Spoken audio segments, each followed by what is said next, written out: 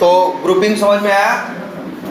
Grouping भी पूछते जरूर हैं आप, ग्रुपिंग भी पूछते जरूर है। ग्रुपिंग का एक एग्जांपल हम आपको और बताएं। जैसे हम लोग थे एक प्रोजेक्ट में, वैसा था। वहाँ क्या था कि उनका एक जो हमारा क्लाइंट था उसका एक एप्लीकेशन था, उसका नाम था, देखो ऑनलाइन होगा वो, 8x8। ठीक है, ये क्या था, ये हम किस कंपनी में थे उस टाइम पे? अच्छा, हम थे उस समय इम्पिटस में। तो इम्पिटस का क्लाइंट था कौन? 8x8 या 8x8.com। तो मतलब प्रोजेक्ट कौन बनवा रहा था? 8x8। ठीक है, और बनाने वाले कौन थी? हमारी कंपनी वाले काम कर रहे थे। कौन? इम्पिटस। एक इम्पिटस है कंपनी, नोएडा में भी है, गुड़गांव में भी है। तो इम्पिटस में हम लोग काम किया करते थे, तो हम लोग उस पर काम कर रहे थे। तो वो, लेकिन ये बनवा क्या रहा था? 8x8 वाले बनवा क्या रहे थे? वो बनवा रहे थे कॉल सेंटर का एक एप्लीकेशन। किसका? कॉल सेंटर का एप्लीकेशन। कॉल सेंटर के एप्लीकेशन भी बड़े कॉम्प्लिकेटेड होते हैं। आप लोग बात करते हो ना, आप भाई फ़ोन करते हो, फ़ोन आपका वो उठाता है, कई इंफॉर्मेशन देता है। कहाँ से देता है? पहली बात तो वो फ़ोन नहीं उठाता है। जो कॉल सेंटर से बैठे होते हैं जनरली लैपटॉप भी उनका एक तरह से मान के चलो क्या होता है, फ़ोन होता है। वो हेडफोन लगा के क्या होते हैं, बैठे होते हैं। अब कॉल आती है और इसके लिए कंसेप्ट है कि उसका IVR का, अब देखो हमको फुल फॉर्म पे याद नहीं है। IVR का मतलब होता है, जैसे हम लोग कॉल नहीं करते कॉल सेंटर्स पे, तो कॉल डायरेक्ट किसी कस्टमर केयर के पास नहीं पहुंचती। कहाँ पहुंचती? पहले IVR पे, और फिर IVR उस कॉल को देखता है कौन कौन से एजेंट जो है इस समय क्या है, खाली हैं, कौन कौन से एजेंट जो है अभी कॉल पे हैं। तो जो खाली होते हैं उनके पास वो कॉल को क्या कर देता है, राउट कर देता है। इसलिए देखो हर बार क्या होता है, अलग अलग आदमी उठाता है ना। तो फिर इसके बाद वो फ़ोन उठाएगा, वो वही लैपटॉप से ही अपने फ़ोन उठाएगा। इसके बाद जो तुम पूछोगे वो वही उसी सॉफ्टवेयर में सब सिस्टम रहेगा, उसी सॉफ्टवेयर से वो फ़ोन उठा भी लेगा, उसी में तुम्हारी इंफॉर्मेशन सर्च करके क्या करेगा, वो बताएगा भी, देगा भी, है ना। इसके बाद कई बार प्रॉब्लम वो नहीं सॉल्व कर पाता तो अपने किसी और वो सुपरवाइजर को कॉल क्या कर देता है, ट्रांसफ़र कर देता है ना। कई बार क्या होता है कि कॉन्फ्रेंस पे किसी और को लेता है। तो इस तरह से बहुत उसका जो पूरा प्रोसीजर बड़ा कॉम्प्लेक्स होता है। ठीक है, तो 8x8 वालों ने बनवाया एक क्या, एक कॉल सेंटर्स के लिए क्या है, एक एप्लीकेशन। और बनाने के बाद 8x8 को भी उसे नहीं यूज करना था, वो उसको आगे बेचना चाहता था। तो उसने क्या किया, उसने अपने क्लाइंट पकड़े। तो क्लाइंट को भाई उसके पास कुछ क्लाइंट थे, तो हमसे बनवा रहा था और आगे वो अपने क्लाइंट को क्या कर रहा था, आगे उसको बेच रहा था। तो उसे कई क्लाइंट उसको क्या कर रहे थे, यूज़ कर रहे थे। स्टार्टिंग में जो वर्जन था उनका, उसका था कुछ समथिंग 5.0। तो 5.0 उसने क्या किया, अपने आगे 10-20 क्लाइंट्स को क्या किया, बेच दिया। तो मतलब काम ऐसे होता था कि जो कॉल सेंटर वाली कंपनी होती थी वो बात करती थी किससे, 8x8 से, और 8x8 बात करता था किससे, हम लोगों से। और हम लोग उनके लिए डेवलपमेंट, टेस्टिंग सब कुछ कर रहे थे। तो इसके बाद उसके पास मान के चलो 20 क्लाइंट्स थे 8x8 के पास, जो उसको क्या कर रहे थे, यूज़ कर रहे थे। इसके बाद उसके पास 10 क्लाइंट, कुछ क्लाइंट, एक क्लाइंट और आया। वो क्लाइंट तो उन्होंने फिर डेमो दिया कि ये लो जी सॉफ्टवेयर है, यूज़ करो आप। तो उस क्लाइंट ने कहा ठीक है आप दिखा रहे हो ये सब सारे फीचर्स तो हैं, लेकिन हमको ये 4 फीचर या 10 फीचर क्या चाहिए, और चाहिए। तो उसने हम लोगों से फिर कहा। तो अब उसने कुछ उसमें क्या करवाया, जो पुराना सॉफ्टवेयर बना हुआ था, जो यूज कर रहे थे, जिस पे काम चल रहा था, उसी में उसने कुछ नया क्या करवाया, चेंज करवाया। और ये जो चेंज वाली कॉपी थी वो पकड़ा दी किसको, नए क्लाइंट को। और चेंज वाले क्लाइंट को दे दिया, उसको वर्जन दे दिया क्या, 6.0।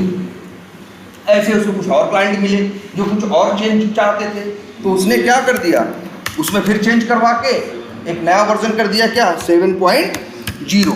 और हम लोगों को टेस्टिंग तीनों पे करनी होगी, क्योंकि 5.0 को भी कुछ लोग यूज़ कर रहे थे, 6.0 को भी कुछ लोग यूज़ कर रहे थे, और 7.0 को भी कुछ लोग यूज कर रहे थे। और एक दूसरी बात, 95% चीज़ें क्या थी, सेम थी, कॉमन थी। अब हमको ऑटोमेशन करना था, टेस्टिंग करनी है, तो हम लोग टेस्टिंग कैसे करें। अभी आप तीनों को अलग अलग करते तीनों को अलग अलग ऑटोमेट करते हैं, हमने ऐसा नहीं किया। जब हमने देखा 95% चीज़ें क्या हैं, 95 क्या 97% चीज़ें क्या हैं, सेम है, तो हम लोगों ने किया ऑटोमेशन एक ही किया, ऑटोमेशन एक ही किया। और भाई जो टेस्ट केस रहता था उसमें लिख देते थे, जैसे ये टेस्ट केस है, ये फंक्शनैलिटी मान लो एक फंक्शनैलिटी है सिर्फ 5.0 में है, 6.0 में नहीं है, 7.0 में नहीं है, तो हम लोग ऐसे लिख देते थे ग्रुप्स क्या 5.0। अगर ये फंक्शनैलिटी ये वाली 5.0 में भी है और 6.0 में भी है तो 5.0 और इसके ग्रुप का नाम क्या लिख देंगे, इसके ग्रुप के नाम में 2 डाल देंगे, 5.0 भी डाल देंगे और क्या डाल देंगे 6.0।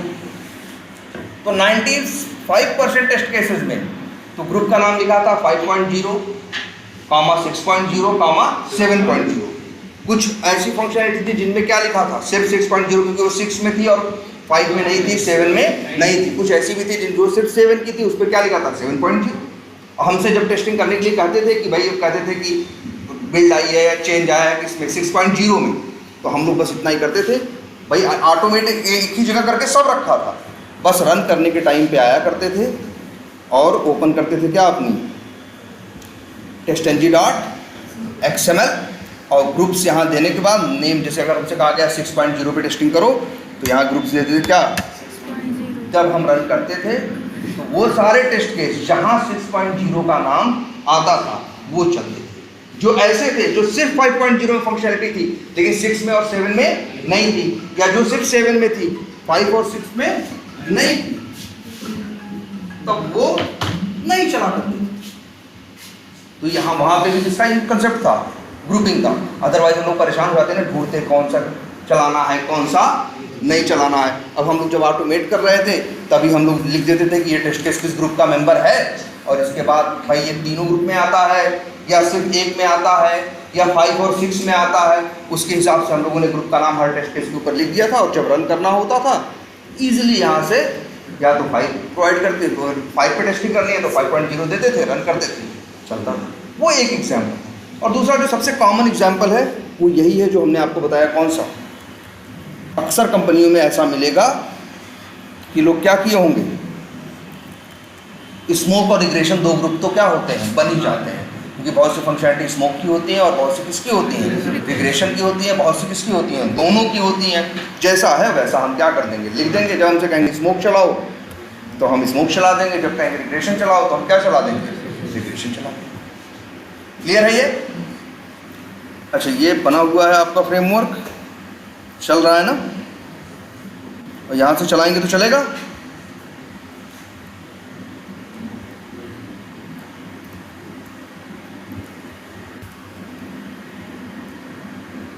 और ये मेथड रिजल्ट समझ में आया था ना, एक्सक्लूड इंक्लूड। और यार सबसे आसान है भाई, नोट्स बना लो यार।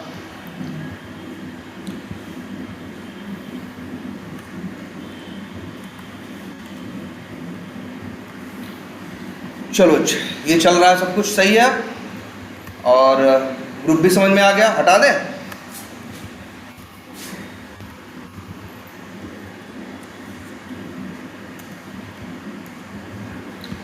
अच्छा, ये टेस्ट केस हैं, ये लीड्स के हैं और किसके हैं, लॉगिन के हैं। चलाएंगे, यहाँ से चलेंगे, जरा अंदर भी झांक के देखते हैं। इसमें वेब यूटिल का क्या बनाया गया है, ऑब्जेक्ट बनाया गया है, ठीक है। चल रहा था, ये चलाएं।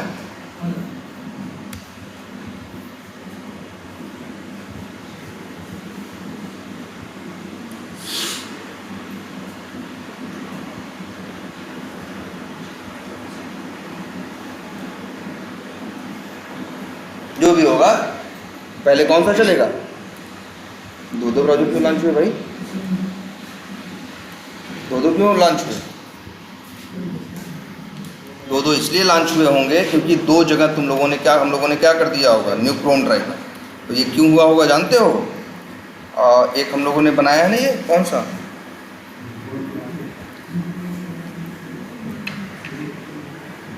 एक हमने बनाया है ना ये बिफोर क्लास। अच्छा देखो, बिफोर टेस्ट में भी तो ब्राउज़र लॉन्च कर दिए हैं, है ना, और बिफोर क्लास में सारी वेब यूटिल का ऑब्जेक्ट दोनों बना दिए हैं ना। बिफोर टेस्ट तो आपको मुझसे समझाने के लिए एक्चुअली एक चीज़ और है, बिफोर टेस्ट कब चलता है? बिफोर क्लास के भी पहले। अच्छा, लेकिन एक बात ये भी है, जरूरी नहीं है कि आप सारे बनाओ। जैसे अगर आपको लगता है बिफोर टेस्ट की आपको ज़रूरत नहीं है तो आप फिर क्या करोगे? नहीं बनाओगे। अच्छा, यहाँ तो बना दिया ऐसा, जो अकाउंट्स के टेस्ट केस होंगे उन पर भी बनाना पड़ेगा, जो तुम्हारे उसके टेस्ट केस होंगे कॉन्टैक्ट्स के होंगे उन पे भी बनाना पड़ेगा, सब में बनाना पड़ेगा कि नहीं बनाना पड़ेगा? क्या चीज़ जिसे हम प्लान किए हैं कि क्या यूज़ करेंगे, before method, after method, before class, after class. तो भाई अब ये यहाँ पे भी रखना पड़ेगा, ये यहाँ रखना पड़ेगा, यहाँ भी क्या करना होगा, हमें रखना पड़ेगा ना। ये बोलो, इससे तो एग्री करते हो ना? और यहाँ पे इसको क्या कर लो,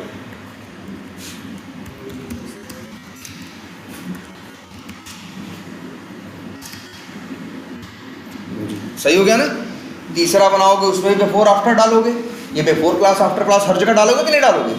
तो अब यार देखो, ऐसे करोगे तो मान लो हम लोग यहाँ पे टेस्ट केस के लिए ऑटोमेट करने के लिए यहाँ 20 क्लासेस बनाई, तो 20 में क्या डालना पड़ेगा? बिफोर आफ्टर 20 में डालना पड़ेगा कि नहीं डालना पड़ेगा? तो हम लोग इसके लिए क्या करते हैं, इसके लिए हम लोग एक टेक्निक ये अपनाते हैं कि एक नई बना लेते हैं, क्या, क्लास। और क्लास का नाम रख दिया सपोज करो बेस टेस्ट या बेस टेस्ट केस या बेस टेस्ट ही बोल दो, चलो क्या लग दिया, बेस टेस्ट। और आए इस बेस टेस्ट के अंदर ये बिफोर आफ्टर क्या करें, रख दें। कहाँ रख दें? इसके अंदर रख दिया। और इसके बाद इसको हर क्लास में बनाने के बजाय क्यों नहीं हम ऐसा करें कि बिल्कुल यहाँ हम क्या करें, एक्सटेंड्स लिख दें और क्या लिख दें, बेस टेस्ट। ठीक है, यहाँ भी लिख दें क्या,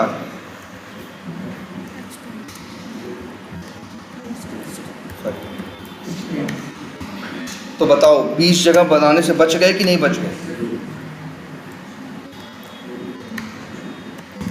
तो तुम अपने फ्रेमवर्क के एक्सप्लेनेशन में ये बताओगे कि भाई टेस्ट एनजी क्लासेस हैं, टेस्ट एनजी के टेस्ट केस हैं, but there are lots of thing those are common in all the test cases, so that's why what we have done. पहले बोलोगे like before method, after method, before class, after class, that code is same for all the test classes. So instead of writing it in every class, सब जगह लिखने से क्या है, we have created one class क्या, base test, where we have kept all these common methods, before method, after method, before class, after class, and after that we extended that base test class to every test class। मतलब ये जितनी test classes बना रहे हो test case वाली, सब में उसे क्या कर दिया तुमने, एक्सटेंड कर दिया, तो तुम्हें 20 जगह बनाने की ज़रूरत नहीं पड़ी। और ये वहाँ भी जाएगा कहाँ बताने के लिए, जब पूछेगा इसके कंसेप्ट कहाँ यूज़ किए हैं। तो ये इनहेरिटेंस का एक एग्जाम्पल है, ठीक है। और इसके लिए क्या करोगे, बस देखो एरर दे रहा है ना, एरर इसलिए दे रहा है क्योंकि बेस टेस्ट का जो ये WU वेब यूटिल का जो तुमने ऑब्जेक्ट बनाया है, ये क्या है, प्राइवेट चीज़ सिर्फ क्लास के अंदर होती है यूज, क्लास के बाहर नहीं। हम चाहते हैं ये चीज़ कहाँ अंदर हो, इसकी चाइल्ड क्लास में भी यूज़ हो, इसी के लिए तो होता है क्या, प्रोटेक्टेड। प्रोटेक्टेड का क्या मतलब होता है, ये क्लास में भी यूज़ होगा और जहाँ एक्सटेंड किया गया है वहाँ भी यूज होगा। और हम तो कहेंगे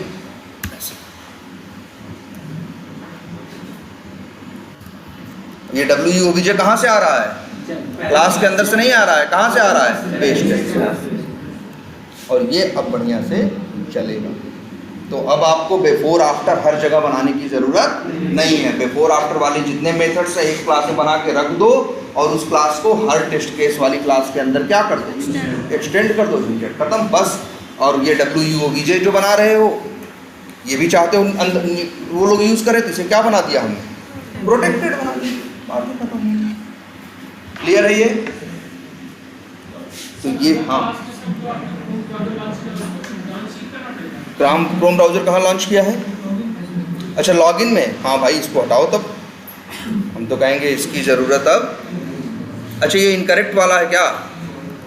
अरे यार, वैसे एक चीज़ बता दें, लॉगिन वाले टेस्ट केस में बिफोर आफ्टर काम नहीं करेगा, क्योंकि लॉगिन वाले में तो तुम खुद ही लॉगिन कर रहे हो ना, गलत सही, जबकि हम वहाँ पे जो बनाए हैं वो कौन सा बनाए हैं? सही वाला बनाए हैं, तो यहाँ पे इसकी ज़रूरत नहीं। और वैसे भी एक चीज़ बता दें, चलो इसको यहाँ पे इसको एक्सटेंड करने की ज़रूरत नहीं है, तो क्या करोगे फिर? यहाँ पे सीधे वैसे बना दो। लेकिन सिर्फ यही ज़रूरत नहीं है, बाकी जितनी क्लास बनेंगी हर जगह इसकी ज़रूरत पड़ेगी।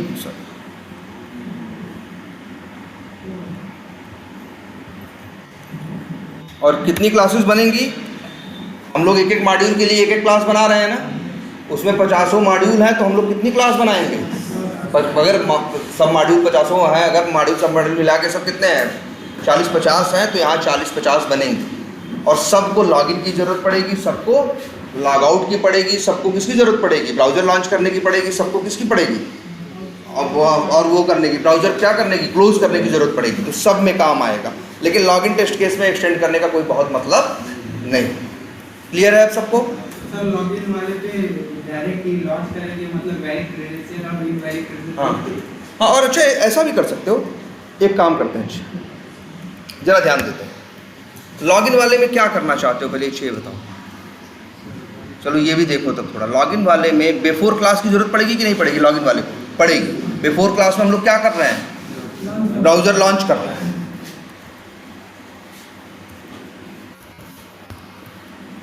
तो लॉगिन वाले में भी बिफोर क्लास की ज़रूरत तो पड़ेगी, आफ्टर क्लास की ज़रूरत पड़ेगी।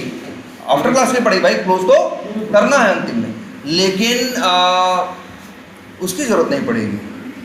ना बिफोर मेथड की ज़रूरत पड़ेगी और ना आफ्टर मेथड, क्योंकि बिफोर मेथड में हम वैलिड लॉगिन कर दे रहे हैं, जबकि लॉगिन के टेस्ट केस में हम इनवैलिड लॉगिन को टेस्ट करने की कोशिश कर रहे हैं। तो क्या करें फिर? दिखाते हैं एक चीज़ आपको, 1 मिनट ऐसे ही रहने दो। और ये क्या हुआ था? एक्सटेंड हुआ था बेस टेस्ट, सब सही था। और इस कोड को यहाँ से उड़ा दो। और अब क्या करें? ध्यान से देखो क्या करने जा रहे हैं। बेस टेस्ट में आ रहे हैं। अच्छा, बिफोर मेथड में कुछ करना है? वैसे ब्राउज़र तो वहीं लॉन्च हो जा रहा है, इसके बाद तो क्या करना है फिर हमको? लॉगिन और क्या करना है? URL ओपन करना है। देखो ध्यान से क्या करने जा रहे हैं, 1 मिनट। लॉगिन टेस्ट केस में आए और क्या बना दिया? Before method, after method. Login में ठीक है, हमको लॉगिन करने की ज़रूरत नहीं है, लेकिन URL तो ओपन करोगे ना,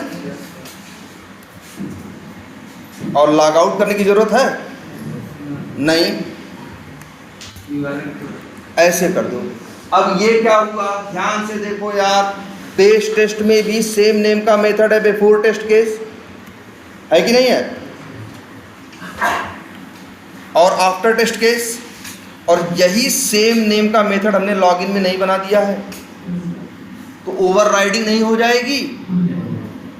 तो ये लोग क्या कर देंगे? उसको ओवरराइड कर देंगे। तो ध्यान से देखना, before test case, before method, after method कहाँ से चलेगा? लॉगिन का। और बिफोर क्लास, आफ्टर क्लास किसका चलेगा? पेरेंट का। और पेरेंट का बिफोर मेथड, आफ्टर मेथड नहीं चलेगा, क्योंकि चाइल्ड ने उसको क्या कर दिया? ओवरराइड कर दिया। और आप जानते हो, जब सेम नेम के मेथड पेरेंट में और सेम नेम का किस में हो? चाइल्ड में हो, तो चलता कौन सा है? चाइल्ड वाला। तो दो मेथड जो नहीं चाहिए थे उनको क्या कर दिया, या जिनमें कुछ अलग चाहिए था, अलग नहीं चाहिए था। एक में हमको चाहिए था कि सिर्फ URL ओपन करना है, जबकि इसका बिफोर मेथड क्या करता है? URL भी ओपन करता है और क्या करता है? लॉगिन भी करता है, जबकि हमको वहाँ लॉगिन की ज़रूरत नहीं है। अब हम इसको छेड़ें तो बाकी जो दूसरे हैं वो डिस्टर्ब हो जाएंगे। इसीलिए इसने क्या किया? सिंपल सा ओवरराइडिंग के कंसेप्ट का क्या किया? यूज़ किया। और ये तुम बता सकते हो ओवरराइडिंग। तुमसे पूछेगा ना कि ऊप्स कंसेप्ट कहाँ यूज़ किए हो, तो ये तुम ओवरराइडिंग बता सकते हो। तुम बोलना कि सर क्या था कि हमारे यहाँ जितनी क्लासेस थी सब पहले क्या करती थी, हर टेस्ट केस में पहले हमें क्या करना होता था, लॉगिन, और अंतिम में क्या करना होता था, लॉग आउट। ये चीज़ हर जगह तो वैलिड थी, लेकिन जो लॉगिन के टेस्ट केस थे वहाँ ये चीज़ काम की नहीं। अब हम उसको डिस्टर्ब करें तो और सब डिस्टर्ब हो जाए, इसीलिए हमने उसको एज इट इज़ किया। और लॉगिन टेस्ट केस ने क्या किया, जो दो मेथड उसे नहीं चाहिए थे या उनका कोड उसको अलग चाहिए था, दो को उसने क्या कर दिया, ओवरराइड कर दिया, और बाकी जो चाहिए था बिफोर क्लास आफ्टर क्लास उसको ओवरराइड नहीं किया। और ये एग्जांपल किसका हुआ, ओवरराइडिंग का। ओवरराइड लिखते हैं ना ऊपर @ ओवरराइड हुआ ना यार, @ ओवरराइड तभी लिख पाओगे जब कुछ ओवरराइडिंग हो पाएगी तभी। अगर नाम थोड़ा सा भी इधर उधर दाहिने बाएं कर दोगे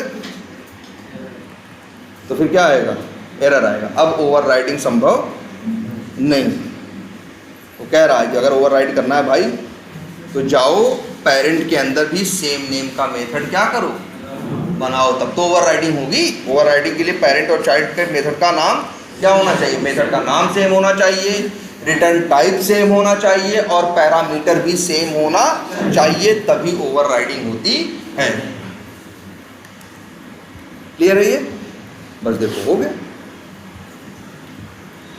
अब तुम्हारा ये मेरे ख्याल से तो परफेक्ट हो चुका है, अब कोई इशू नहीं आएगा। और आफ्टर टेस्ट केस को खाली छोड़ाना क्यों, क्योंकि हमें लॉग आउट करना नहीं है, मेरे पास और कोई काम ही नहीं है। ठीक है,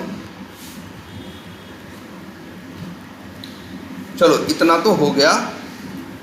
तो ये इसको लिख लेना भाई, ये सब फ्रेमवर्क एक्सप्लेनेशन में आपको बोलना, बेस टेस्ट के बारे में, इनहेरिटेंस के बारे में, ओवर राइडिंग, क्योंकि ये इंटरव्यू का आजकल बहुत, हर इंटरव्यू में क्वेश्चन पूछता है, what are the OOPs concepts you have used in your framework.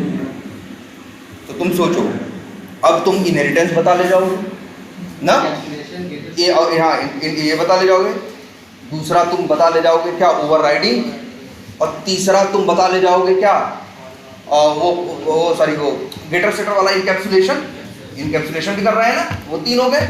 और चौथा जो जेनरिक मेथड्स हम लोगों ने बनाए हैं, इसमें एक मेथड बनाया होगा, कंट्रोल लो, फ्रेम के लिए नहीं बनाया कोई मेथड, क्लिक वाला भी बनाया है, तो वो तो नाम अलग। देखो सबसे फ्रेम वाला नहीं बनाया क्या इसमें, कहाँ इसमें नहीं आई थी। तो यार फ्रेम में दो तीन तरीके से फ्रेम पे काम कर सकते हो ना, 3 तरीके से, एक तो इंडेक्स से, एक तो नेम या आईडी से, या तो वेब एलिमेंट से। तो तुम बोले ओवरलोडिंग में बोलना कि हमने अपने उसमें फ्रेमवर्क में 3 मेथड बना रखे हैं। जैसे क्या बना दें, अब बना ही देते हैं, क्या, public void switch to frame. एक नहीं बना देते हैं क्या, अगर 3 की ज़रूरत है तो 3, अगर 2 की ज़रूरत है तो क्या 2। दोनों का नाम क्या रखते हैं, सेम।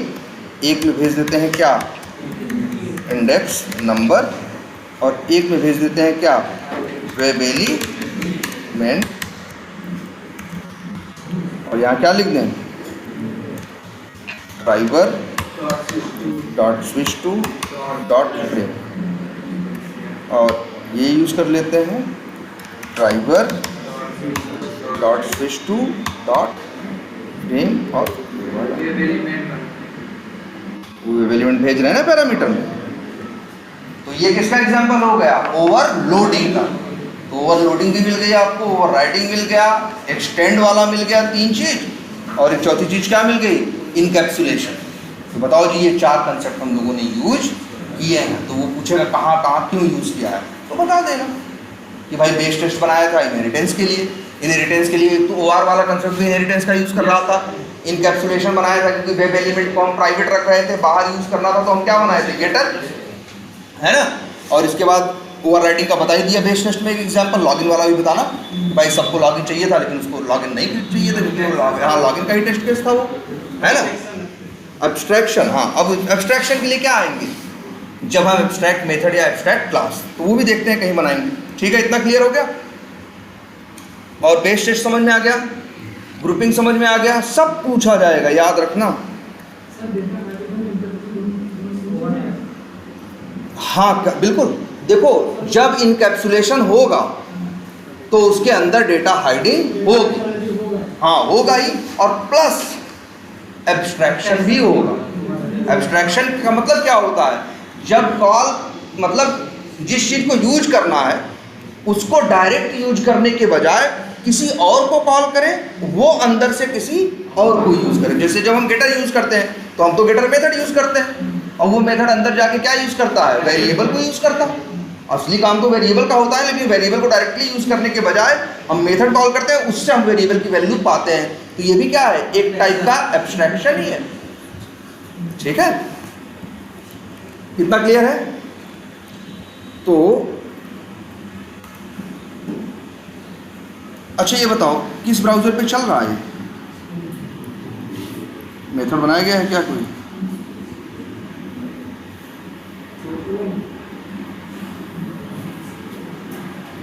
गेट ड्राइवर बनाए हो और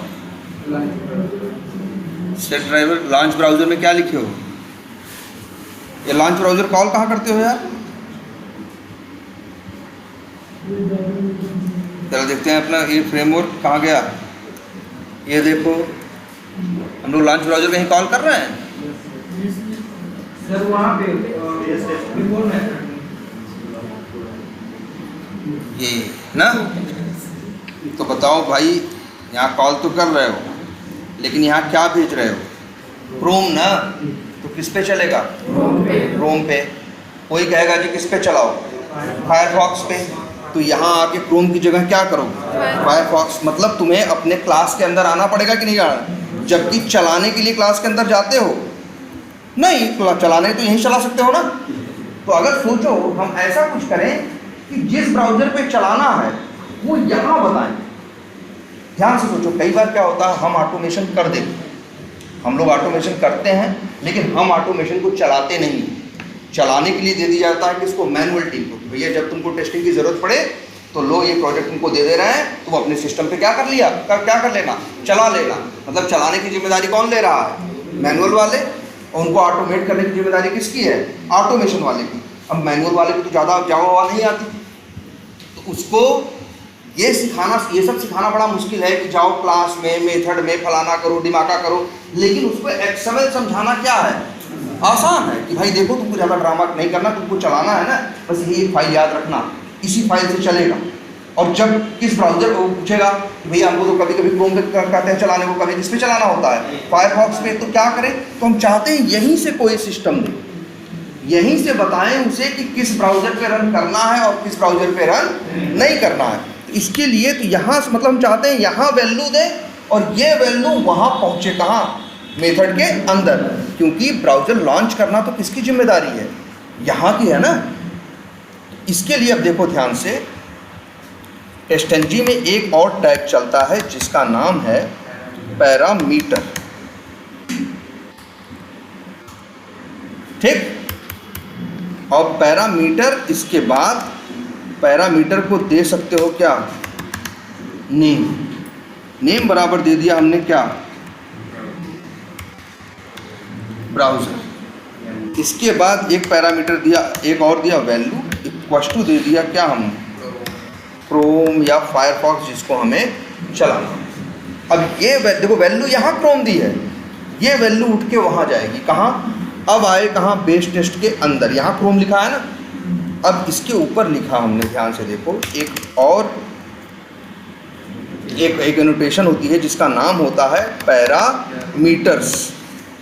मीटर नहीं, पैरामीटर्स। और यहाँ पे पैरामीटर को क्या नाम दिया था वहाँ बताओ? ना नेम पैरामीटर क्या था? ब्राउज़र। वैल्यू क्या थी? क्रोम। तो यहाँ दे दें हम पैरामीटर का नाम क्या? ब्राउज़र। और फिर इसके बाद तो सोचो होगा क्या? ये इस पैरामीटर की वैल्यू कहाँ पहुँचेगी? यहाँ। और यहाँ पहुँचने के बाद यहाँ यूज करना है। डायरेक्टली यहाँ से कूद के यहाँ नहीं आ सकती, लेकिन एक चीज़ ज़रूर कर सकते हैं हम लोग। क्या बना सकते हैं? पैरामीटर ऐसे कुछ स्ट्रिंग लिख देते हैं, ब्राउज़र, कुछ भी लिख सकते हैं। तो हाँ लिख दो।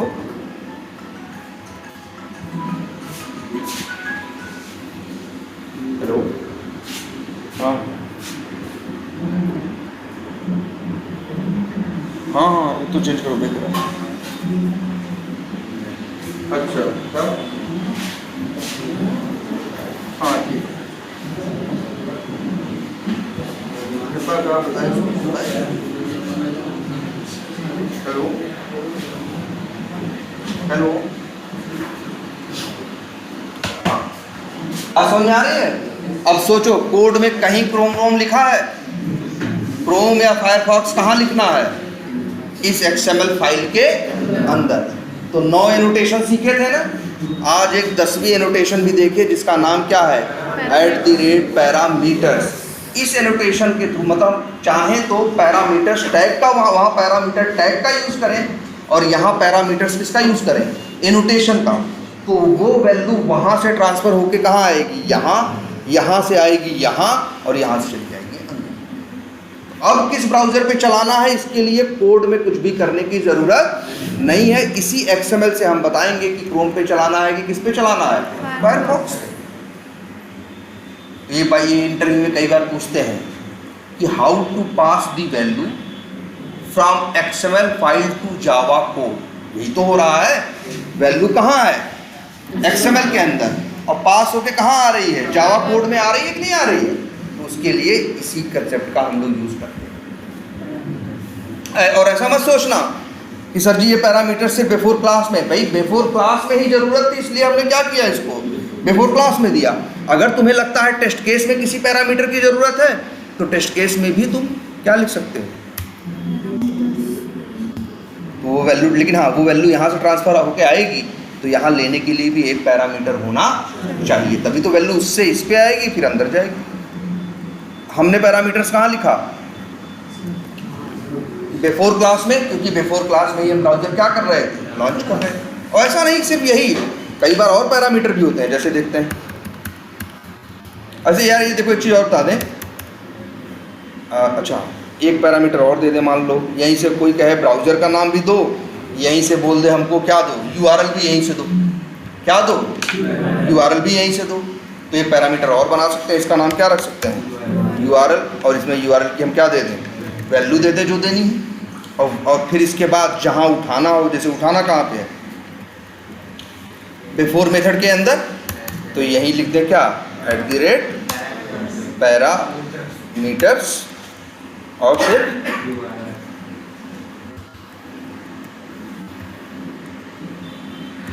नाम, वहाँ URL रखा था, यहाँ पे क्या रख दें, URL, और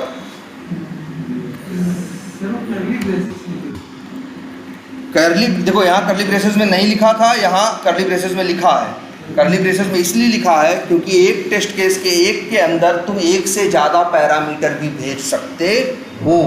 मान लो यहाँ तो अलग अलग था, मान लो अगर ऐसा रहा होता, हमको URL भी यहीं चाहिए होता इसी में, और ब्राउज़र का नाम भी इसी में चाहिए होता, तब हम क्या लगाते, कर्ली ब्रैकेट, इसलिए जैसे जब दो पैरामीटर और कॉमा क्या लिख देते, URL, तो यहाँ भी कितने पैरामीटर बना देते, दो।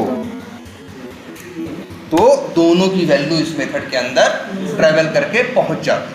सर हाँ। मान लीजिए हमें उस बिफोर क्लास में एक एक्स्ट्रा पैरामीटर की किसी काम के लिए जरूरत पड़ी, बाय डिफॉल्ट उसी वैल्यू, जैसे हम लोग जैसे स्ट्रिंग ब्राउज़र है, एक अलग से मैं स्ट्रिंग XYZ है, मान लीजिए वो XYZ इसमें बाय मिस्टेक लाइन ब्राउज़र में पास कर दिया, तो क्या बाय मिस्टेक कुछ भी करोगे तो नहीं चलेगा, पहले दिमाग में रखो।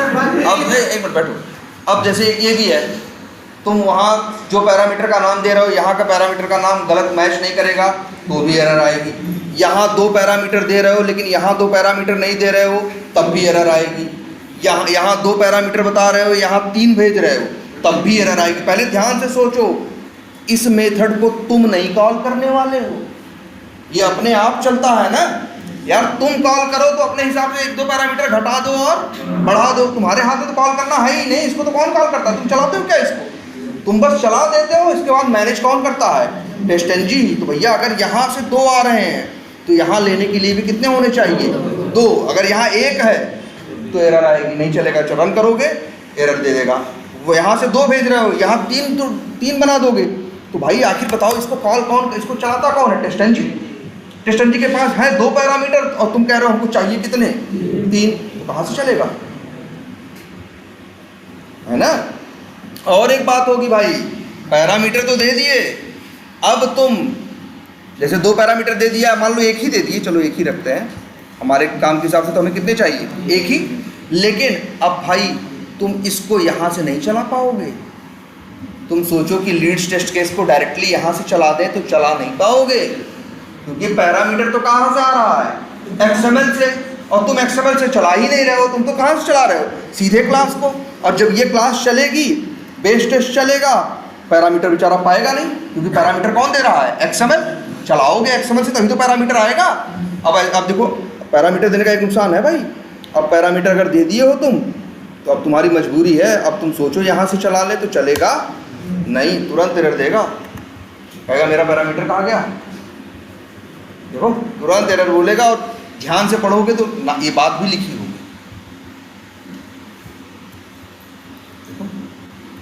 Parameter browser is required by before class, और वो आता कहाँ से है? XML से, और तुम चला रहे हो सीधे क्लास से, तो मिलेगा कैसे उसको?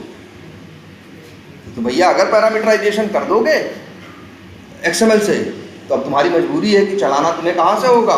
XML से ही। अब तुम यहाँ से डायरेक्ट जैसे चला रहे थे वैसे चला नहीं पाओगे। क्लियर है ये? तो क्या चेंज किया था हमने यहाँ की एरर है भाई?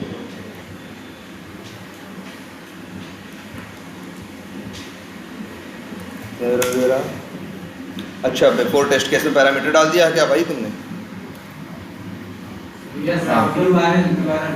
यहाँ URL डाल दिया है ना? तो भाई ओवरराइडिंग के लिए तुम्हें पता ही है क्या होना चाहिए। तो हम तो कहेंगे इसको भी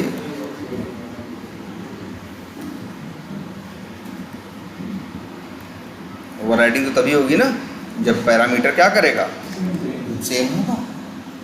अब बात समझ में आई? तो अब पैरामीटर भाग भेजना भी सीख गए। चला के देखो यहाँ से, XML से चलाओगे कोई दिक्कत नहीं आएगी। देखो क्रोम खुला ना, और अगर वही हम क्या कर दें, लो ये एरर भी दे रहा भाई, इनवैलिड। अच्छा कुछ कहाँ देखें? अच्छा नहीं, यहाँ URL है, URL है, और ये यहाँ ब्राउज़र नेम और इसका ब्राउज़र ये जरूरी नहीं है। यहाँ तो X भी लिख दोगे तो चलेगा, बस यहाँ भी क्या लिखना पड़ेगा? X लिखना पड़ेगा। क्या करें इसको? ये नाम से वैल्यू नहीं लेता, एक वैल्यू पाया है। पैरामीटर मेथड्स के पैरामीटर का के नाम की कहाँ कोई वैल्यू होती है? उसका तो कुछ भी रख दो। हमेशा बताया गया है ना कि जो एक मेथड जब बनाते हो उसमें जो पैरामीटर तुम डिफाइन करते हो उनका नाम नहीं, उनका क्या मैटर करता है? टाइप। इसको और अरे यार तुम सोचो 2 पैरामीटर होंगे तो भी इसे कोई दिक्कत नहीं होगी। क्यों? क्योंकि पहला जाएगा पहले पे, दूसरा जाएगा दूसरे पे, ऐसे चलता है ना। पैरामीटर का नाम कहाँ मैटर करता है? किसी भी मेथड में पैरामीटर का नाम कहाँ? भाई पैरामीटर का नाम जो रखोगे उसी नाम से अंदर क्या लिखना पड़ता है तुम्हें? कोड। बाहर कॉल करने वाले के लिए उसके नेम की कोई वैल्यू नहीं है। उसके लिए तो भाई जो होगी पहला पहले पे, दूसरा दूसरे पे, तीसरा तीसरे पे, इस तरह से काम करता है ना। अच्छा अच्छा अच्छा, हाँ यार कहाँ गया? ये देखो यार, URL सही डालना पड़ेगा ना।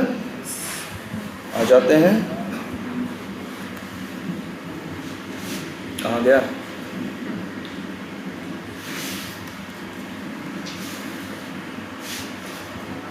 लॉगिन पेज दूसरा है क्या?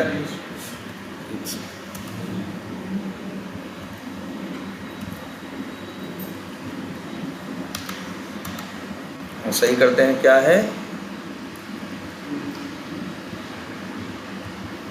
अच्छा यहाँ तो URL सही है, URL की वैल्यू है क्या वैसे? या वैसे चलो याद है, कहाँ गया? XML और यहाँ दे दो क्या, HTTP है ना ये, क्या है, लोकल होस्ट कोलन 889 है। अब XML से चलाओ,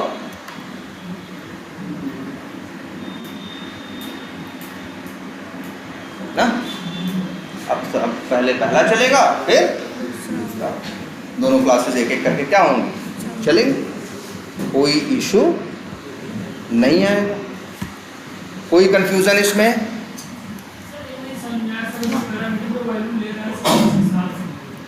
इस हिसाब से ले रहा है कि ये नेम और वैल्यू इसके पास है, नेम से जाके मैच करता है किसको, पैरामीटर को, तो वैल्यू कहाँ पहुँच गई, इसके पास पहुँच गई। अब एक वैल्यू है जो भी है वो पहले को दे देगा, इसका नाम चाहे x हो, चाहे y हो, चाहे z हो, इससे कोई लेना देना नहीं। हाँ, लेकिन इसमें कोई गलती कर दोगे तब नहीं चलेगा। लेकिन यहां क्या नाम रखते हो ये मैटर नहीं करता। तुम्हें ऐसा क्यों लग रहा है कि नाम जरूरी है? भाई एक पैरामीटर आया और एक पैरामीटर यहाँ क्या हो गया, पास हो गया। तुम कहोगे सर जी 2 होगा तो क्या होगा, अरे 2 होगा तो तब भी यहाँ पे भी तो 2 होंगे, ऐसे कॉमा लगा के 2, तो यहाँ पे भी क्या रखोगे 2, तब यहाँ पे भी क्या रखना पड़ेगा 2।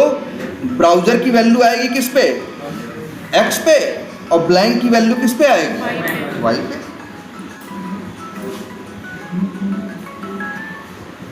हेलो, हाँ कुछ तो है।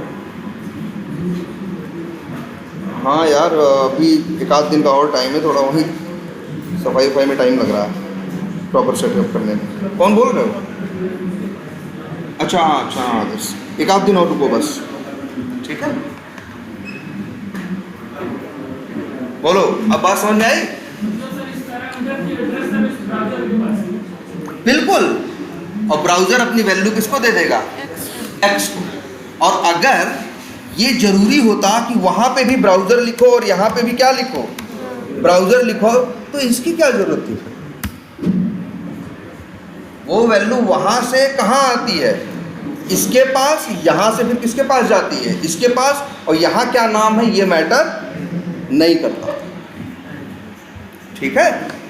चाहो तो यहाँ पे भी लिख दो ब्राउजर, या ब्राउजर, या और यहाँ पे भी लिख दो क्या, तब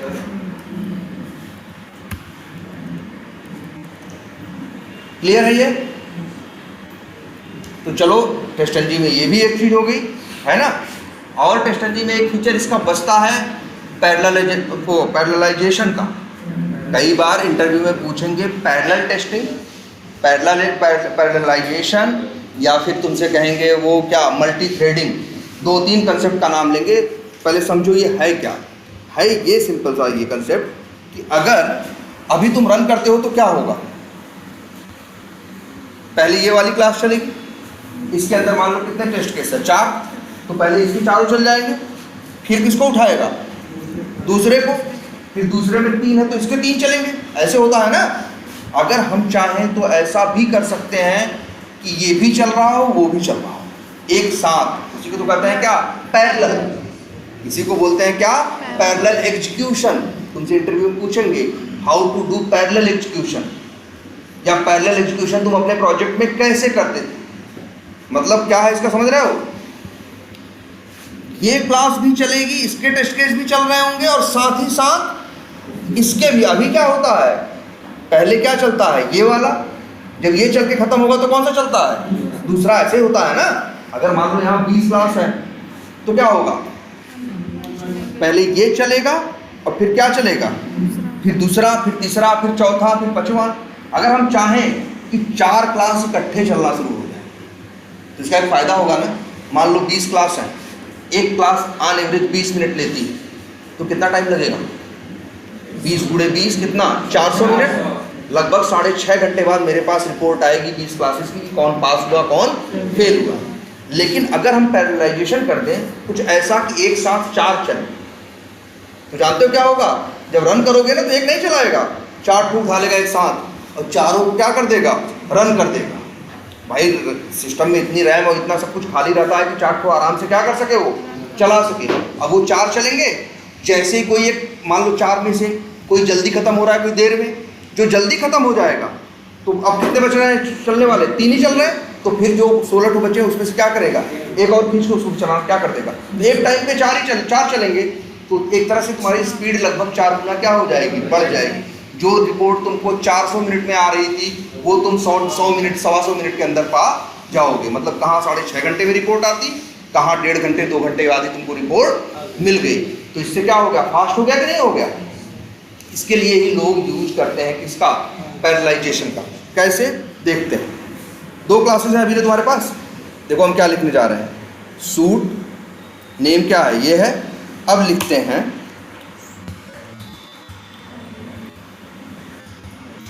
क्या, पैरेलल इक्वल्स टू, और यहाँ लिख देते हैं क्या, क्लासेस। फिर इसके बाद लिखते हैं क्या, thread hyphen count equals to, और वैल्यू दे देते हैं क्या, मान लो 2 दे दिया। अब चलाओ, अभी तो एक करके टेस्ट केस चल रहे थे ना, अब देखना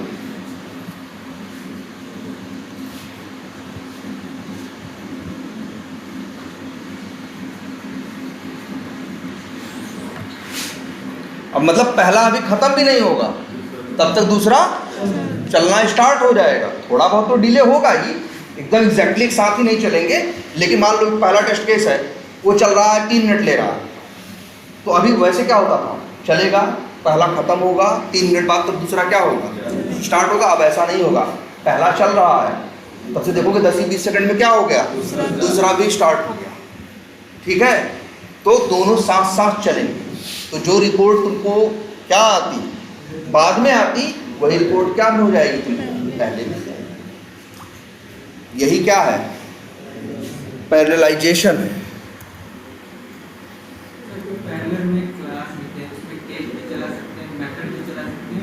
हाँ बिल्कुल बता रहे हैं, 1 सेकेंड पहले तो ये जो है सबको क्या कर दे जरा एक बार।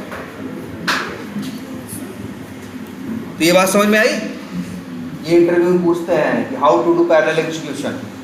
कई बार ये पूछेंगे, कई बार बोलेंगे कि how to do parallel execution in TestNG. दोनों का जवाब यही है कि भाई हम टेस्ट एंड जी में जाएंगे, सूट टैग के अंदर क्या बता देंगे, पैरेलल और थ्रेड काउंट। अच्छा थ्रेड काउंट अगर हम यहाँ बना दे क्या बता दें, 5, जबकि क्लासेस है क्या 2, तब भी कोई एरर नहीं देगा। 5 बोले हो 2 ठो है तो 2 ठो क्या करेगा, पैरेलल चलाएगा। और कभी कभी ऐसा होता है कि क्लासेस है यहाँ 10 और पैरेलल में तुमने दे रखा है मान लो क्या 3, तो क्या होगा, उन 10 में से 3 पहले उठाएगा और तीनों को चलाना क्या कर देगा, स्टार्ट कर देगा।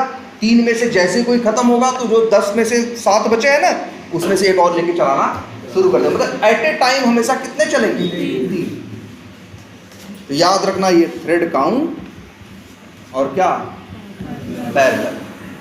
अब अच्छा पैरेलल क्लासेस भी लिख सकते हो और पैरेलल क्या लिख सकते हो, मेथड्स। अगर ये लिख दो, पैरेलल क्लासेस लिखने का क्या मतलब था, एक क्लास पैरेलल चलेगी और उसके पैरेलल कौन सा चलेगा, दूसरी क्लास।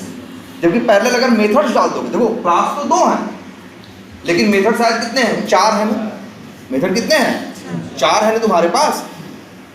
तो अब ये क्लासेस के हिसाब से नहीं करेगा, 2 मेथड कोई भी उठाएगा और दोनों को पैरेलली चलाएगा। ठीक है, सर रैंडमली किसी को उठा सकते हैं या जो रैंडमली किसी को भी उठाएगा अपने हिसाब से, किसी भी क्लास से। बिल्कुल। और एक चीज़ देखना, पैरेलल मेथड्स है और एक चीज़ और भी हो सकती है, पैरेलल टेस्ट्स। अब टेस्ट का क्या मतलब है, तो टेस्ट का मतलब है भाई ये टेस्ट टैग। क्या मतलब है, टेस्ट टैग। मतलब अब क्या होगा, जैसे ये देखो, ये एग्जांपल देखना, ये टेस्ट टैग है ना भाई,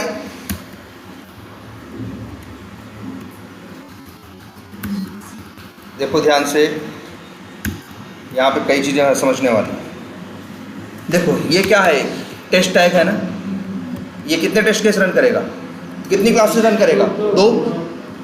ठीक है, अगर हम यहाँ क्या कर दें, एक टेस्ट टैग क्या करें और बना दें। ठीक, एक क्या बना दिया हमने, एक टेस्ट टैग हमने क्या कर दिया, और बना दिया। तो अब ये टेस्ट टैग है और ये टेस्ट टैग है, तो जानते हो इसका क्या मतलब है। एक उसमें एक थ्रेड में कौन चलेगा, ये टेस्ट टैग चलेगा। टेस्ट टैग मतलब इसके दोनों क्लासेस एक एक करके, और दूसरे थ्रेड में कौन चलेंगे, ये चलेंगे। तुम कहोगे सर जी फिर फ़ायदा क्या हुआ, सेम चीज़ तो लिखे हो। तो हम सेम ही नहीं लिखेंगे, हम क्या करेंगे, यहाँ दो अलग क्लासेस का नाम दे देंगे, यहाँ दो अलग क्लासेस का। तो ये टेस्ट टैग एक थ्रेड में चलेगा और ये टेस्ट टैग दूसरे थ्रेड में चलेगा। कई बार हमसे कहा जाता है, ध्यान सुनना, और फाइनल चीज़ जो है इसमें, कई बार हम लोग इस कंपनी में ये कहते हैं कि ये लो जी दो क्लास है, इसी को क्रोम पे चलाओ और इसी को फायरफॉक्स पे, दोनों पे चलाओ। तो जनरली क्या करोगे, वैसे क्या करते, पहले क्रोम कर, पहले भाई अगर एक ही टेस्ट टैग रखते तो क्या होता, या तो ऐसे कर लेते, पहले यहाँ क्या भेजते, क्रोम चला देते, किस पे चलता सब कुछ, क्रोम पे। जब बंद हो जाता तो फिर इसको बदल के क्या कर देते, फायरफॉक्स, फिर चला देते तो किस पे चल जाता, फायरफॉक्स। लेकिन अब हम यहाँ देखो क्या दिमाग लगाएंगे, हमको पता है ये पैरामीटर कहाँ लिखा बनाया गया है, सूट के अंदर। तो सूट के अंदर जो है उनके लिए ये काम करेगा। देखो अब हम क्या करने जा रहे हैं, एक इसे कट किया, एक मिनट, हाँ, और तो ये पैरामीटर किसके लिए काम करेगा, इस टेस्ट टैग के लिए काम करेगा, सबके लिए काम नहीं करेगा। और वैल्यू क्या है, क्रोम, इसका नाम भी थोड़ा बदलते हैं, vTiger testing on Chrome. और ध्यान से देखो, एक मिनट, इसी को क्या करें हम, पूरा कॉपी, और इसी को कर दें पूरा क्या, पेस्ट। यहाँ तो ना, ये तो हम कुछ भी लिख सकते हैं, लेकिन चलो लिख देते, और यहाँ लिख देते हैं क्या, फायरफॉक्स। अब चलाओ, और पैरेलल क्या लिखा है तुमने, टेस्ट, थ्रेड काउंट क्या लिखा है 3। मान लो दो ही टेस्ट है तो दो चलेंगे, तीन होती तो तीन चलते। अब जानते हो क्या होगा, एक थ्रेड में ये चलेगा, मतलब ये सारी क्लासेस किस में चलेंगी, क्रोम पे, और दूसरे थ्रेड में यही सारी क्लासेस फिर चलेंगी, क्योंकि नाम तो क्लासेस का क्या है, सेम है, लेकिन पैरामीटर में वैल्यू क्या हो जा रही है, डिफरेंट। अब चला के देखो,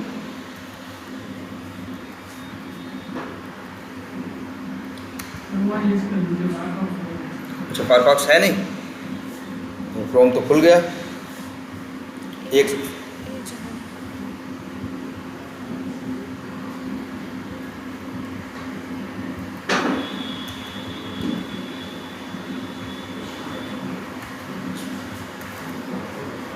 क्या लिख दें,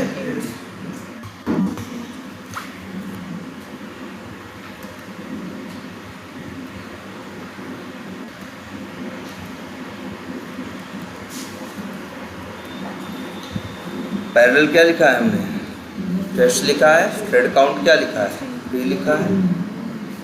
चलाते हैं, देखते हैं। पहला चल रहा है यार, दूसरा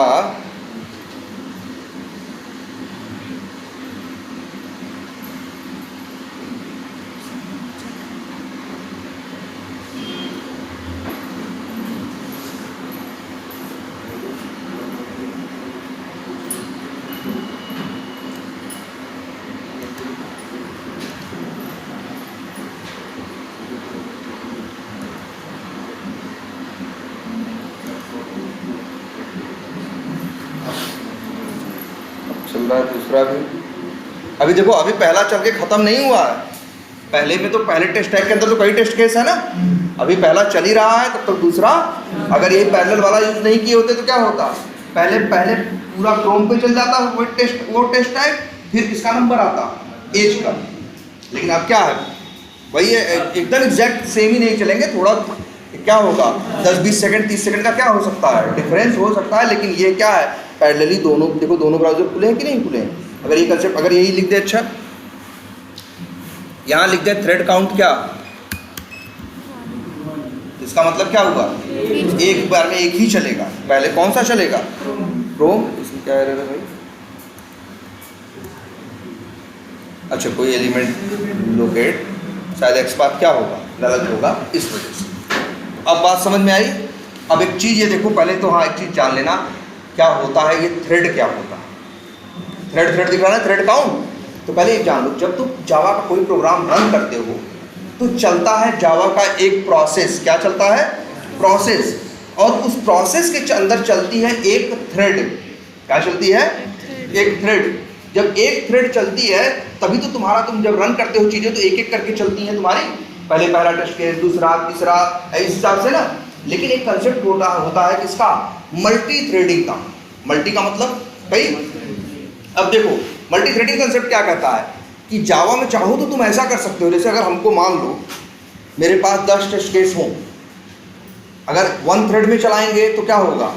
पहले पहला चलेगा, फिर दूसरा, फिर तीसरा, फिर चौथा, फिर पांचवा, फिर छठवां ना। लेकिन अगर मेरे पास टाइम कम है और मेरे लैपटॉप की कॉन्फ़िगरेशन क्या है? अच्छी है, तो हम चाहें तो कंसेप्ट यूज़ करेंगे इसका मल्टी थ्रेडिंग का। तो उसमें क्या होगा? प्रोसेस उसमें भी क्या चलेगा? एक ही चलेगा, लेकिन थ्रेड कितनी चल सकती हैं? मल्टीपल। जैसे अगर हम बोल दें क्या 10 थ्रेड, क्या बोल दें 10 थ्रेड बोल दें, तो जानते हो क्या होगा? 10 प्रोग्राम, 10 टेस्ट केस क्या होंगे? एक साथ चलेंगे। तो क्या होगा? याद रखना, जावा का क्या होता है? प्रोसेस। प्रोसेस के अंदर होती हैं क्या? थ्रेड्स। अभी तक जो तुम चलाते आए हो सब में क्या थी? Single thread. लेकिन तुम चाहो तो मल्टीपल थ्रेड भी चला सकते हो, मतलब एक साथ दो चीज़ें साथ चलें, तीन, चार चीज़ें एक साथ चलें। लेकिन अब इसमें एक बात और देखो, तो इसी को क्या बोलते हैं? Multi threading. और मल्टी थ्रेडिंग हम लोग कैसे कर रहे हैं बताओ? हम लोग कर रहे हैं मल्टी थ्रेडिंग, बंद करो जरा इसे। मल्टी थ्रेडिंग हम लोग किसके थ्रू कर रहे हैं? टेस्टनजी के थ्रू। क्या मल्टी थ्रेडिंग के अलग से कोई कोड लिखा? क्योंकि यार टेस्टनजी यही तो अच्छा है, हर चीज़ बनी बनाई उसके अंदर क्या रखी हुई है, बस 2 अक्षर लिख दिए, मल्टी थ्रेडिंग में काम करने लगा। लेकिन अगर यही टेस्टनजी यूज न करें तब जानते हो क्या करना पड़ता है हमें?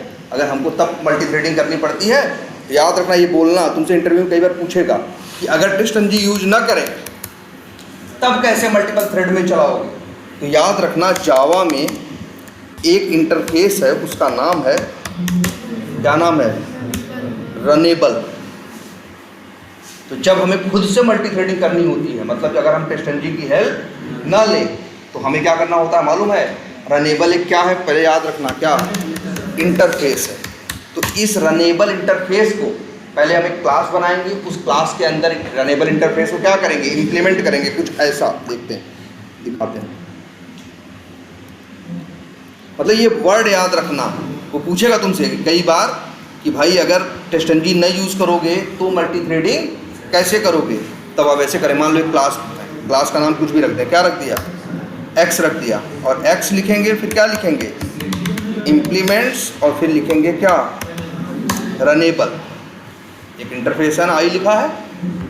और तुम्हें पता है कि जब एक इंटरफेस इंप्लीमेंट करते हो तो उसके सारे मेथड ये क्या करवाता है? बनवाता है तुमसे ना। देखो इसी बात की एरर दे रहा है क्योंकि तुमने इंटरफेस के मेथड्स इंप्लीमेंट नहीं किए। कर्सर ले जाओ, क्या लिखो? Add unimplemented method. अब देखना यहाँ एक मेथड आएगा रन। आया कि नहीं आया? और अब ये जो रन मेथड है इसके अंदर, और रन मेथड है, 1-2 मेथड हमें और बनाने पड़ते हैं। चल, इसका नाम होता है, एक मेथड रन होता है, वो तो आपको ओवरराइड करना पड़ता है, और एक मेथड और बनाना पड़ता है, उसका नाम क्या होता है? स्टार्ट। और यहीं पे कुछ कोड करते हैं तो उससे क्या होता है? चीज़ें क्या होती हैं? जैसा बनाए 2 थ्रेड, 3 थ्रेड, 4 थ्रेड में होने लगेंगे तो चीज़ें क्या हो जाएंगी? भाई वही है, तुम्हारी स्पीड क्या हो जाएगी? 4 काम एक साथ कर रहे हो तो सिंपल सी बात है, समय क्या लगेगा? कम लगेगा, है ना। तो इसके लिए कौन होता है? ये है, अगर टेस्टनजी नहीं यूज़ करो तो कौन है? Runnable interface. और एक और भी होता है कि कई लोग करते हैं क्या? रनेबल इंटरफेस का यूज़ नहीं करते। तब वो लोग जानते हो क्या करते हैं? इसी काम के लिए एक और चीज़ होती है, एक्सटेंड्स। एक क्लास ही है जिसका नाम क्या है? क्या नाम है? थ्रेड। या तो थ्रेड क्लास को एक्सटेंड करके हम मल्टी थ्रेडिंग कर सकते हैं, या तो रनेबल इंटरफेस को इंप्लीमेंट करके, अगर खुद से जावा से करें तो, और नहीं तो फिर टेस्टनजी है ही, हम क्यों चक्करों में पड़े। जब से टेस्टनजी आ गया है, दे रहा है फीचर, फिर हम लोग इन चक्करों में। लेकिन एक बात और, अच्छा तो बहुत लग रहा होगा, लेकिन मल्टी थ्रेडिंग के अपने चैलेंजेस होते हैं। जैसे अभी तो तुम लोग बहुत रिपोर्टिंग नहीं कर रहे हो, चलो अभी आगे अगली क्लास में एक्सटेंड रिपोर्ट भी डालनी है तुम्हारे उसमें, तो रिपोर्टिंग करोगे, सोचो तुम्हें लोग भाई टेस्ट केस चल रहे हैं और वो क्या कर रहे हैं, एक फाइल में जाके सारा रिपोर्ट क्या कर रहे हैं, लिख रहे हैं। तो वैसे तो बढ़िया है, पहला टेस्ट केस चला, पहले ने डाला, दूसरा चला, दूसरे ने उसी में डाला, तीसरा, कोई दिक्कत नहीं है, ठीक है। लेकिन जब कभी ऐसा हो जाएगा तो कि 2 या 3 थ्रेड चला रहे हैं, तो ये थ्रेड भी चल रही है, ये थ्रेड भी चल रही है, ये भी राइट करने जा रही है रिजल्ट, ये भी रिजल्ट राइट करने जा रही है, और दोनों एक ही फाइल में जा रहे हैं। पहली ने फाइल क्या किया, ओपन किया, लिखने लगा, तब से दूसरा भी पहुंच गया कि हम भी ओपन करेंगे और क्या करेंगे, लिखेंगे। तो भाई एक ने जब ओपन कर रखा है तो लॉक हो गई है फाइल ना, तब वो फाइल क्या हो गई है, लॉक हो गई है, दूसरा और उसमें लिख नहीं पाएगा, तो क्या आ जाएगा, एक्सेप्शन।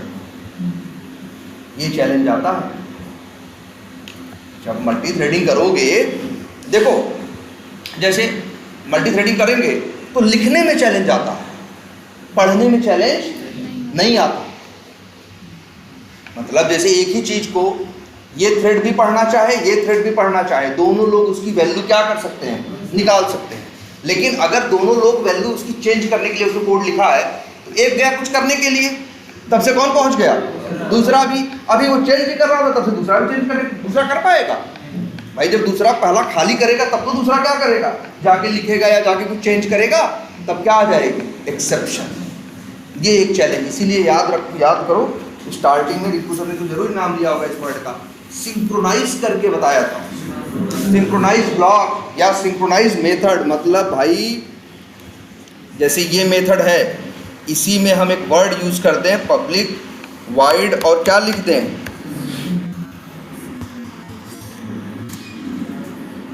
सिंक्रो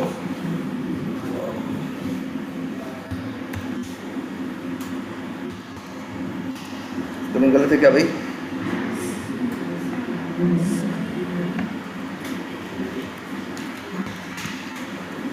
गलत है क्या, गलत है, हाँ, सिंक्रोनाइज्ड।